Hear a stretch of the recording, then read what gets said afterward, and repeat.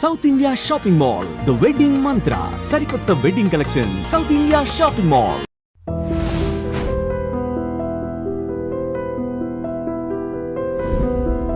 దగ్గర తెప్పించుకుంటూ దాని ఎక్విప్మెంట్ మనం మొత్తం 5 దానికి $5.2 బిలియన్ కట్టాం మనం.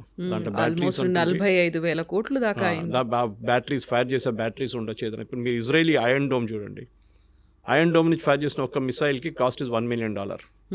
ఇన్కమింగ్ మిసైల్ అది $20,000 కూడా ఉండదు, కానీ డిస్ట్రాయ్ చేయడానికి ఇంకా ఎక్కువ కాస్ట్ పెట్టాల్సి వస్తుంది. సో మనం దానికన్నా ఆకాష్ తీర్ వాడాం, ఇట్స్ లెసర్ కాస్ట్. ఇప్పుడు కొత్త కొత్త టెక్నాలజీలో ఈవెన్ ఇజ్రాయెల్ టెస్ట్ చేస్తున్నారు, మనం కూడా టెస్ట్ చేస్తున్నాం. లేజర్ వాడుకుంటున్నాం, అంటే మీకు ఫిజికల్గా ఏం ఫైర్ చేయట్లేదు, లేజర్తో డిస్ట్రాయ్ చేస్తున్నారు దాన్ని, ఇన్కమింగ్ మిసైల్. సో కాల్పు విరమణ అనేది ఇట్స్ అ ప్రాసెస్. మోదీ గారు చెప్పిన దాని ప్రకారం ఇక్కడైనా ఇప్పటి నుంచి మన మీద దాడి చేస్తే, పాకిస్తాన్ నుంచి వచ్చిన తీవ్రవాదులు మన దగ్గర వచ్చి కాశ్మీర్ కానివ్వండి మిగతా ఎక్కడైనా వచ్చి దాడి చేస్తే వీ విల్ స్టార్ట్ అగైన్.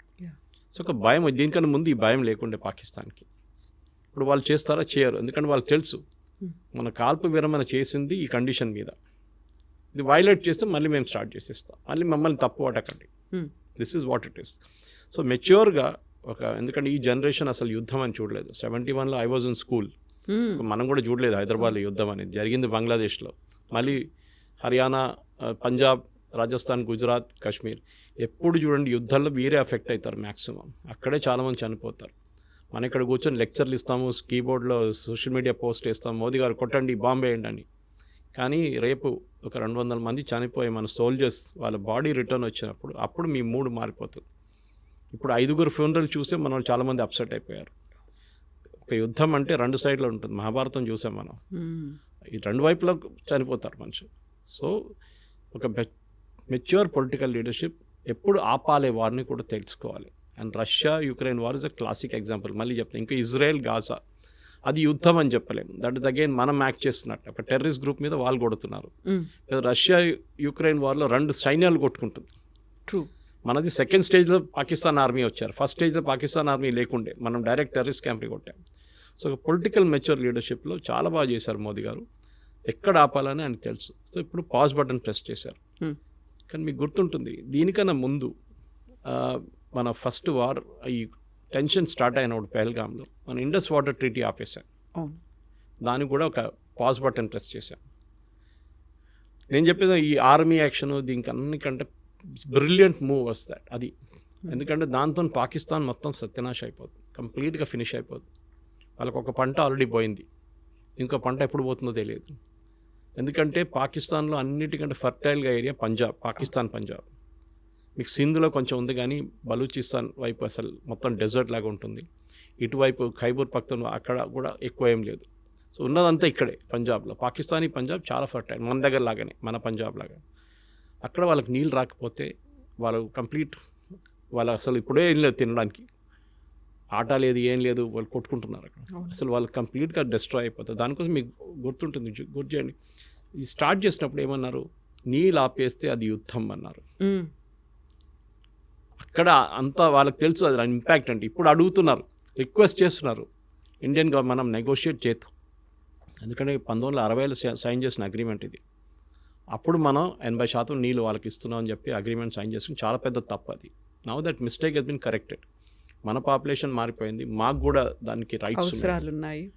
ఎందుకు లేదు, నేను if you see the river, నేను లే లదాఖ్ వెళ్ళినప్పుడు చూసాను, చాలా బాగుంటుంది, బ్యూటిఫుల్ ఉంటుంది, డెసలేట్. అక్కడ టిబెట్ నుంచి వస్తుంది అది వచ్చి ఇండస్ రివర్ మెయిన్ సిస్టమ్ అక్కడ. అది కాకుండా మనకు 3 వెస్టర్న్ ఫ్లోయింగ్ రివర్స్ ఉంది including Indus, 3 eastern flowing rivers ఉంది through Punjab. So Indus, Beas, Sutlej, Yamuna అన్నీ, that is the continuous link అన్నమాట. మనం నీళ్ళు ఇప్పుడు ట్యాప్ లాగా ఆఫ్ చేయలేము దాన్ని, ఇండస్ని. It's a big system.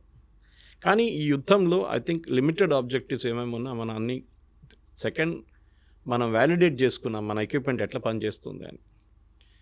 ఈ యుద్ధంలో మీరు ఎక్కడైనా సోల్జర్స్ తుపాకీలు తీసుకొని అక్కడ పరిగెత్తడం చూసారా అటువైపు, లేకుంటే ట్యాంకులతో చూసారా? టిపికల్ వార్ లేదన్నీ చూస్తాం మనం, కానీ యుద్ధం మారిపోయింది, స్ట్రాటజీస్ మారింది, అండ్ మోర్ ఎక్విప్మెంట్. ఈ యుద్ధం ఎట్లా నడుస్తుంది అనేది కాన్సెప్ట్ మారిపోయింది. అది యుక్రెయిన్ రష్యా వార్లో తెలిసిపోయింది. ఈవెన్ ఇజ్రాయలీ గాజాలో కూడా హూతీస్ మిసైల్ ఫైర్ చేస్తున్నారు, ఇరాన్ మిసైల్స్ ఫైర్ చేస్తున్నారు, లెబనన్ వాళ్ళు ఫైర్ చేస్తున్నారు, ఇక్కడ హమాస్ వాళ్ళు ఫైర్ చేస్తున్నారు మిసైల్స్. ఇజ్రాయెల్ ఏమో దాన్ని ఆడుకుంటుంది. వాళ్ళు ఐరన్ డోమ్ కానివ్వండి, డేవిడ్ స్లింగ్ అండ్ పేట్రియట్, వాళ్ళ దగ్గర 3 డిఫెన్స్ సిస్టమ్స్ ఉన్నాయి, ఎయిర్ సిస్టమ్స్. ఒకటి 60 కిలోమీటర్ దాకా, ఒకటి 200 కిలోమీటర్ల దాకా, ఇంకోటి ఇంటర్కాంటినెంటల్ బ్యాలిస్టిక్ మిసైల్ డీల్ చేయడానికి పేట్రియట్. మన దగ్గర కూడా అదే, మన దగ్గర కూడా 3 డిఫరెంట్ టైప్స్ ఆఫ్ 4 ఉన్నాయి మన దగ్గర. ఆకాష్ నుంచి మన నార్మల్ యాంటీ ఎయిర్క్రాఫ్ట్ గన్ నుంచి అక్కడి నుంచి మొదలవుతుంది అనమాట. Last one is SU-400. So మన దగ్గర అన్ని ఎక్విప్మెంట్ వ్యాలిడేట్ అయిపోయింది. బ్యాటిల్ ఫీల్డ్ కండిషన్లో ఎట్లా పనిచేస్తుంది, మీరు ల్యాబ్లో తయారు చేసుకున్న బాగానే ఉంది, ఫీల్డ్ ట్రయల్ చేస్తాను బాగానే ఉంది, కానీ బ్యాటిల్ కండిషన్లో పనిచేస్తుందా లేదో చెప్పలేము. పాకిస్తాన్ ఆ రోజు మీకు గుర్తుంటుంది, ఒకటేసారి వాళ్ళు మన మీద 15 మిసైల్స్ ఫైర్ చేశారు. S400 చెప్పచ్చు. S400కి ఒకటేసారి they can up to 300 missiles tackle చేయొచ్చు, ఏ సోర్స్ నుంచి ఎక్కడి నుంచి వస్తాయి కూడా. సో ఇది పెద్ద సబ్జెక్ట్ యాక్చువల్లీ. కానీ దీన్ని మనం రష్యా దగ్గర తీసుకున్నప్పుడు మనకు కూడా డౌట్ ఉంది. మీకు గుర్తుంటుంది, అప్పుడు US మన మీద శాంక్షన్స్ థ్రెటన్ చేశారు, మీరు ఇది కొంటే అంతే సంగతి, మిమ్మల్ని మీద శాంక్షన్. మోదీ గవర్నమెంట్ చెప్పారు ఓకే. అది ఐ థింక్ గోవా కాన్ఫరెన్స్లో, గోవాలో మన బ్రిక్స్ సమ్మిట్ జరిగినప్పుడు అగ్రిమెంట్ సైన్ చేశారు రష్యాతో. ఇప్పుడు US అన్నారు మీరు తీసుకుంటే రష్యా శాంక్షన్, కానీ మనం we went head political leadership, Modi గారి లీడర్షిప్ ఒక డిసిషన్ తీసుకున్నారు, సరే శాంక్షన్ చూసుకుందామని. కానీ వాళ్ళు ఏం చేయలేదు, ఎందుకంటే వాళ్ళ ఎక్విప్మెంట్ అమ్మాలని చూసారు మన దగ్గర, మనం తీసుకోలేదు. అది ఇది తీసుకోకపోతే అది తీసుకుంటాము అని. ఎందుకంటే US గారు తీసుకున్న ప్రాబ్లం ఏమవుతుందంటే, రేపు మన దగ్గర ఏదైనా గొడవ అయితే, రేపు మనం పాకిస్తాన్ మీద దాడి చేసినా కానీ చైనాతోనే గొడవ పెట్టుకుంటే US చేస్తారు, వీళ్ళు దాని స్పేర్ పార్ట్ ఆపేస్తారు. మన పోఖ్రాన్లో చూసాం మన అప్పుడు US దగ్గర నుంచి చాలా లిమిటెడ్ ఎక్విప్మెంట్ తీసుకున్నాం, కానీ మొత్తం అన్నీ ఆపేశారు వాళ్ళు. So we should be careful. యుద్ధం అనేది ఏదో వచ్చి కొట్టుకుందాం, ఇటు బాంబులు వేద్దాం, మోదీ గారు పాకిస్తాన్ని మొత్తం ధ్వంసం చేసేయండి, అది నడవదు. ఈవెన్ POK ఇష్యూ కూడా దానికన్నా పెద్ద ఇష్యూ. కాకపోతే ఇప్పుడు ఇంత అయిన తర్వాత సడన్గా విక్రమ్ మిస్త్రీ గారి మీద పడ్డారు. ఆయన అబ్యూజివ్ కామెంట్స్ అనేవి ఉన్నాయి, ట్రోల్స్ అనేవి ఉన్నాయి. ఏం జరుగుతుంది అనేది క్లారిటీ మిస్ అవుతోందా, లేకుంటే they are in a mood, at any cost మనం వెళ్ళిపోవాలి, కొట్టేయాలి, స్వాధీనం చేసుకోవాలి, ఈ ఒక ఎమోషన్ని క్రియేట్ చేసింది ఆ అట్మాస్ఫియర్ ఎందువల్ల అంటారు? ఇప్పుడు ఏమైపోతుందంటే, ఇది ఒకటే ఇష్యూ కాదు, క్రికెట్ మ్యాచ్ నడుస్తున్నప్పుడు ఇదే ఇష్యూ ఉంటుంది. ఒక క్రికెట్ మ్యాచ్ ఓడిపోతే సంగతి అంతే, వీళ్ళందరూ కలిసి ధోని మీదనో కెప్టెన్ ఎవరున్నా విరాట్ కోహ్లీయా లేకుంటే రోహిత్ శర్మ ఇవే పడతారు వీళ్ళందరూ కలిసి. సో మన దగ్గర ప్రాబ్లం ఏంటంటే, నేను చెప్పాను కదండి, మన దగ్గర డ్రాయింగ్ రూమ్లో కూర్చొని IPL చూసుకుంటా ధోని దగ్గర బ్యాటింగ్ ఎట్లా చేయాలని చెప్తారు మన వాళ్ళు. True, they are all expert. ఒక వీక్ బడ్జెట్ వచ్చినప్పుడు అందరూ బడ్జెట్ ఎక్స్పర్ట్స్, ఫైనాన్స్ ఎక్స్పర్ట్స్ అయిపోతారు. క్రికెట్ మొదలైతే అందరు క్రికెట్ ఎక్స్పర్ట్స్ అయిపోతారు. దాని తర్వాత ఇప్పుడు యుద్ధం వచ్చినప్పుడు అందరు యుద్ధం, అన్ని వార్ ఎక్స్పర్ట్స్ అయిపోతారు. మీరు కూర్చొని మోదీ గారికి అడ్వైస్ ఇవ్వక్కర్లేదు. మీరు చూసుంటారు, పెహల్గాం జరిగిన తర్వాత 5 రోజుల తర్వాత చాలామంది నా దగ్గర స్టూడియోస్లో అడిగారు ప్రశ్న, మోదీ గారు ఏంటి ఏం చేయట్లేదు, ఎందుకంత సైలెంట్గా ఉన్నారు, హిందీలో అడిగారు నా దగ్గర, మోదీ బాంబ్ క్యో नहीं डाल रहा है. నేను చిన్నపిల్లల ఆట కాదు ఇది. ఫస్ట్ ఆఫ్ ఆల్ ప్లానింగ్ ఉండాలి, దానికి ఇంటెలిజెన్స్ ఉంటుంది. ఎక్కడెక్కడ వాళ్ళ టెర్రర్ క్యాంప్స్, వాళ్ళ దగ్గర 24 టెర్రర్ క్యాంప్స్ ఉంది పాకిస్తాన్. మనం కొట్టింది 7 నుంచి 9, దాంట్లో 14 మిసైల్ యూస్ చేసాం మనం. ఒక స్పాట్లో మనం 3 సార్లు కొట్టాం, మీరు చూసుంటారు ఆ వీడియో వాళ్ళు చూపించిన దాంట్లో.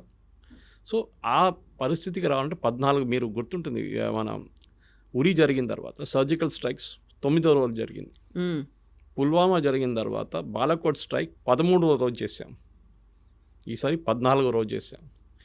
టైం అన్నిటికీ ప్లానింగ్ ఉంది, ఎందుకంటే వాళ్ళు రెడీగా కూర్చున్నారు అక్కడ. పహల్గాం కాగానే ఇండియా అటాక్ చేస్తారని వాళ్ళకి తెలిసిపోయింది, టెర్రరిస్ట్ కానివ్వండి పాకిస్తాన్ ఆర్మీ.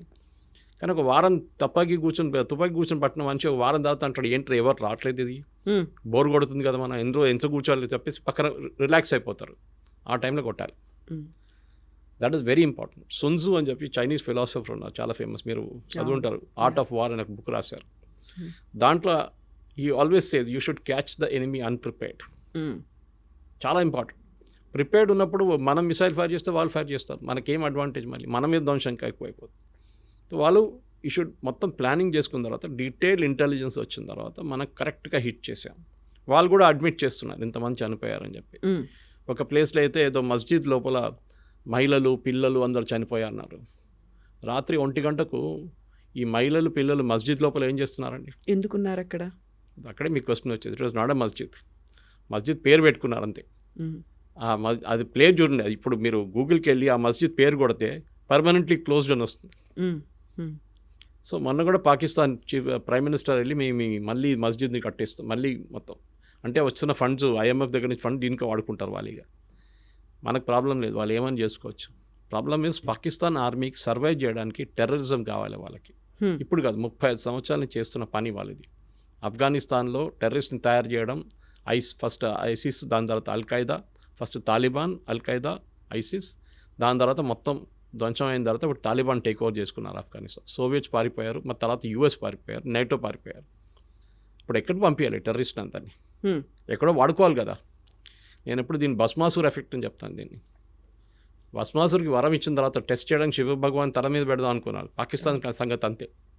ఇప్పుడు పాకిస్తాన్ తల మీద తేరికా తాలిబాన్ వచ్చి కొడుతున్నారు, అటువైపు నుంచి బలూచిస్తాన్ వాళ్ళు కొడుతున్నారు, ఇటువైపు టెర్రరిస్ట్ కూర్చున్నారు. వాళ్ళు అంటున్నారు మన ఇండియాకి పోకపోతే మేమేం చేయాలంటున్నారు. ఏం పని ఉంది మాకు ఇక్కడ అని. సో దే ఆర్ సర్వైవింగ్ దానికోసం. చూడండి, పాకిస్తాన్ ఆర్మీ, పాకిస్తాన్ పొలిటీషియన్స్ అందరూ వచ్చేది పంజాబ్ నుంచి, పంజాబ్ నుంచి 90% వాళ్ళు. ఒక ఎక్సెప్షన్ ఇమ్రాన్ ఖాన్ అట్లాంటి వాళ్ళు ఉండొచ్చు, కానీ మిగతా అందరూ అక్కడి నుంచి వస్తారు. వీళ్ళకి మాఫియా, వాళ్ళు అక్కడే ఎన్షూర్ చేసుకుంటారు. ఈ ఏరియా నుంచి వచ్చిన వాళ్ళే. మీరు ఎప్పుడైనా ఖైబూర్ పఖ్తూన్ఖా లేకుంటే బలూచిస్తాన్ నుంచి ఒక ప్రధానమంత్రి, ఒక ఆర్మీ చీఫ్ పేరు విన్నారా? ఎప్పుడు లేదు. వీళ్ళు అక్కడి నుంచి ఉంటారు. సో వీళ్ళని మనం ఈసారి కొట్టినప్పుడు భవాల్పూర్ కొట్టాం మనం, which was a very emotional hit for them. ఎందుకంటే వాళ్ళు ఎప్పుడు అనుకోలేదు మనం కొడతామని. పాకిస్తాన్ వైపు, అది కూడా పాకిస్తాన్ పంజాబ్లో అటాక్ చేయడం అని చాలా, వాళ్ళు ఎప్పుడు వాళ్ళ డ్రీమ్స్లో కూడా, కళ్ళు కూడా రాదు వాళ్ళకి. కొట్టాం మనం. అదొక సైకలాజికల్ బ్లో ఉండేవారు. దాని తర్వాత మీకు తెలుసు, రెస్ట్ ఆల్ ఈజ్ హిస్టరీ అని చెప్పేటట్లు మనం చాలా కొట్టాం. దాని తర్వాత వాళ్ళు వచ్చి మన దగ్గర మనం విరామణ చేసుకుందాం, మనం ఒక ఒప్పందం లాగా చేసుకుని, ఒప్పందం ఎక్కడ సైన్ చేయలేదు. We are not signed any agreement. కానీ ఇప్పటికీ ఒక స్టేల్ మేట్. ఇప్పుడేం లేదు, ఒక టైమ్అవుట్ అంటారు ఫుట్బాల్లో, టైమ్అవుట్ తీసుకున్నాం. అది 5 నిమిషాలు ఉండొచ్చు, 5 రోజులు ఉండొచ్చు, 5 నెలలు ఉండొచ్చు, 5 సంవత్సరాలు ఉండొచ్చు. ఏ రోజు మన మీద నెక్స్ట్ దాడి జరిగిందో ఆ రోజు మనం వి విల్ హిట్ బ్యాక్. ఇప్పుడు పహల్గామ్ జరిగి ఆల్మోస్ట్ 1 నెల కాబోతుంది. మీరు చూడండి, ఒక్క అటాక్ కూడా మనమే జరగలేదు. జరిగితే Modiji will give next authorisation, కొట్టండి ఈసారి అని చెప్పేసి. ఆల్రెడీ వాళ్ళ చాలా మటుకు ధ్వంసం చేస్తాం, వాళ్ళ ఎవాక్స్ని ధ్వంసం చేస్తాం, వాళ్ళ ఫైటర్ ఎయిర్క్రాఫ్ట్ని ధ్వంసం. వాళ్ళు కూడా చాలా మటుకు కాంట్రవర్సీ క్రియేట్ చేశారు. మేము రఫాల్ 5 రఫాల్, 1 రఫాల్, 3 సుఖాయిలు, 2 మిగ్లు కొట్టుపడేస్తామని చెప్పేసి. నిన్ననే government of India detailed statement ఒకటి ఇష్యూ చేశారు through press information bureau. And వాళ్ళ లాంగ్వేజ్లో ఒక ఎయిర్క్రాఫ్ట్ అంటే అసెట్ అంటారు దాన్ని.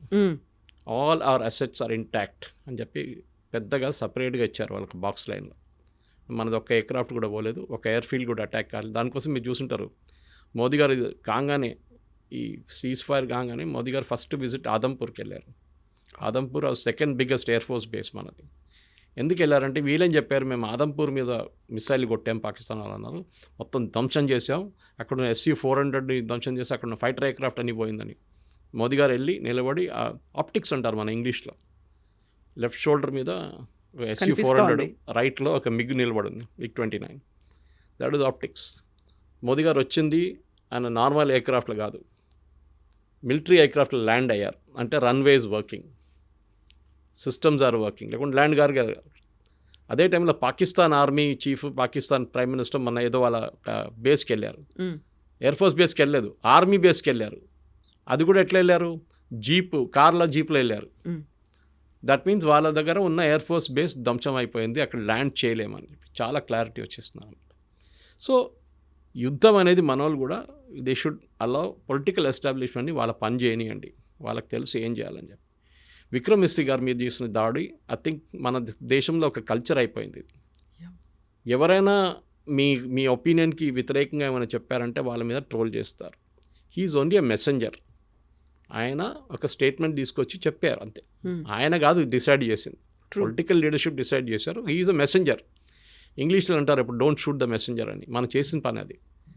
మనం తెలియదు. Of course his daughter used to represent రోహింగ్యాని రిప్రజెంట్ చేస్తుందంటే అది ఇంకో పొలిటికల్ కేసు, అది సపరేట్. చాలామంది పిల్లలు ఇప్పుడు మన కూతురు కానీ కొడుకులు కానీ వాళ్ళ ఫిలాసఫీ ఉంటుంది వాళ్ళకి, మనం ఆపలేం వాళ్ళని. దాన్ని బట్టి మన పేరెంట్స్ మీద ఎందుకు పడ్డాలి. అది అఫ్కోర్స్ అమ్మాయి మీద కూడా దాడి చేస్తారు, చాలా ట్రోల్ చేశారు, ఆమెని మళ్ళీ ఆమె అకౌంట్ ప్రైవేట్ చేసేసింది. కానీ ఇది మెచ్యూరిటీ ఇది ఇక్కడ కూడా చూపి. ఈ సోషల్ మీడియా ప్రాబ్లం ఏంటి, నేను ఎప్పుడు చెప్తుంటాను, మీరు వాట్సాప్లో ఒక మెసేజ్కి 10 రూపాయలు అనే కండిషన్ పెట్టండి, రేపటి నుంచి మొత్తం వాట్సాప్ మెసేజ్లు బంద్ అయిపోతాయి అన్నీ. అందరూ ఇప్పుడు ఫ్రీ ఉందని చెప్పి జియో వచ్చి ఇంత ఫ్రీ డేటా ఇచ్చిన తర్వాత ఏం చేయాలని తెలియదు.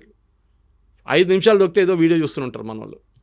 మీరు ఎక్కడికైనా వెళ్ళండి, మెట్రో చూడండి, వర్క్ సైట్కి వెళ్ళండి. ఇది ప్రాబ్లం అనమాట. మ్మ్. ఏదో వీడియోలు పొద్దున్న సాయంత్రం దాకా ఫార్వర్డ్ చేస్తూనే ఉంటారు. ఒక్కటే వీడియో మీ 100 చోట్ల నుంచి వస్తుంది మీకు. అవును. ఎందుకంటే ఆ వాడడానికి మీకు తెలియట్లేదు, మెచ్యూరిటీ లేదు దాంట్లో. ఇప్పుడు నాకు కూడా వస్తుందండి, మీకు చెప్పినట్టు పొద్దున్న నుంచి సాయంత్రం దాకా ఒక 20 మీడియా గ్రూప్స్ ఉంది, దాన్ని అందరూ వీడియోలు పడేస్తున్నట్టు పొద్దున్న నుంచి. మ్మ్. వస్తే డిలీట్ చేసుకుంటూ వెళ్ళిపోతాను నేను. కానీ కొన్ని సైట్స్, కొన్ని గ్రూప్స్ ఉన్నాయి వేరే నో సీరియస్ డిస్కషన్ నడుస్తుందని, అది నేను రిటైన్ చేసుకుంటా, టైం దొరికినప్పుడు చూసుకుంటాను. అదనమాట. ఇది మనం మెచ్యూరిటీ ఉన్నప్పుడు చేయాల్సింది. True. ఏదో వీడియో వచ్చిందని చెప్పి ఫార్వర్డ్ చేయడం కాదు, ఏదో వీడియో వచ్చిందని చెప్పి రియాక్ట్ చేయడం కాదు, మిస్రీ గారు వచ్చి ఒక స్టేట్మెంట్ ఇచ్చినప్పుడు ఆయన మీద దాడి చేయడం కాదు. ఈ సేమ్ విత్ మోదీజీ గారు. ఎందుకు సీజ్ ఫైర్? మీకు ఏం తెలుసు యుద్ధం గురించి? మ్మ్. బంగ్లాదేశ్ యుద్ధం గురించి తర్వాత మనం బ్యాంక్రప్ట్ అయిపోయాం యాజ్ అ నేషన్. చెప్పాను చూడండి, కంప్లీట్గా బ్యాంక్రప్ట్. 5 సంవత్సరాలు మనకు బయటపడడానికి టైం తీసుకున్నాం. ట్యాక్స్ పెంచాల్సి వచ్చింది. రేపు ఇదే చెప్తారు మోదీ గారు, సరే యుద్ధం చేద్దాం పాకిస్తాను, పని చేస్తాను, పెట్రోల్లో 10 రూపాయలు పెంచేస్తానంటే అందరు ఏడుస్తారు, వద్దు నాకు యుద్ధం వద్దు ఏమొద్దు అంటారు. అప్పుడు మ్మ్. అవును. ఇది ప్రాబ్లం. అది యుద్ధం ఫ్రీగా నడవదు కదా, దానికి డబ్బులు కావాలి. మ్మ్. నేను చెప్పినట్టు మిసైల్ ఫైర్ చేయాలన్నా కానీ మిగతా ఏం చేయాలన్నా మనకు డబ్బులు కావాలి. సరే మనం అప్పుడు చేసాం కూడా, we had put a cess at that time. చైనాతో జరిగినప్పుడు సెస్ పెట్టాం మనం, మ్మ్. డబ్బులు కావాలి కదా. ఇప్పుడు అందరూ అంటున్నారు మేము జిఎస్టీ కడుతున్నాం కదా, బాగా చేశారు మీరు, జిఎస్టీ బాగానే వాడుకుంటున్నారని చెప్పి. ఏది తెలియదు అసలు. ఎక్విప్మెంట్ ఎప్పుడు కొన్నాము, ఇప్పుడున్న మన దగ్గర అకాక్ గన్స్ అంటాం, మన యాంటీ ఎయిర్క్రాఫ్ట్ గన్స్ ఎప్పటి నుంచో వాడుకుంటున్నాం, ఆకాష్ తీర్ తయారు చేసాం, మన నాలెడ్జ్ వాడుకున్నాం మనం ఈసారి. ప్రతిసారి ఇంకొక కామెంట్ వస్తుంది, ఆరోపణ వస్తుంది, అన్నిటికంటే ఎక్కువగా డిఫెన్స్ కోసం ఎందుకు అంత ఖర్చు పెడుతున్నారు, రక్షణ బలగాల మీద అంత ఖర్చు పెట్టి బడ్జెట్ కేటాయించాల్సినటువంటి అవసరం ఏముంది అనే ఒక మాట ఉంటుంది చూడండి. ఈసారి ఇప్పుడు ఎవరైనా చెప్తారా నెక్స్ట్ బడ్జెట్లో పెంచమంటారు. చాలామంది నా ఫ్రెండ్స్ రాసుకున్నారు, కావాలంటే ఫండ్ ఎస్టాబ్లిష్ చేసే గవర్నమెంట్ మేము డొనేట్ చేస్తాం అని చెప్పి. చూడండి, మూడు మారిపోయింది ఇప్పుడు సడన్గా. ప్రాబ్లం ఎక్కడ వస్తుందంటే, ఫస్ట్ ఆఫ్ ఆల్ ఈ లిమిటెడ్ ఎంగేజ్మెంట్లో చాలా ఒక పెద్ద అది చాలామంది ప్రేక్షకులు అది చూడలేదు. ఈవెన్ ఈ డిఫెన్స్ కాల్డ్ డిఫెన్స్ ఎక్స్పర్ట్ కూడా మాట్లాడలేదు. మన దగ్గర ఈసారి ఈ ఆకాష్ తీర్ కానివ్వండి, యాంటీ ఎయిర్క్రాఫ్ట్ గన్స్ వాడింది అగ్నివీర్ అని చెప్పి యంగ్స్టర్స్ని తీసుకున్నారు లాస్ట్ 3-4 సంవత్సరాలు. వాలంటీర్స్ లాగా వాళ్ళు their limited service, short service commission అంటాం మిలిటరీలో. ఈవెన్ ఆఫీసర్స్ కూడా షార్ట్ సర్వీస్ కమిషన్ చేసుకుంటారు చాలామంది. మేజర్ లెవెల్లో they will retire and civilian లైఫ్లో వెళ్ళిపోతారు.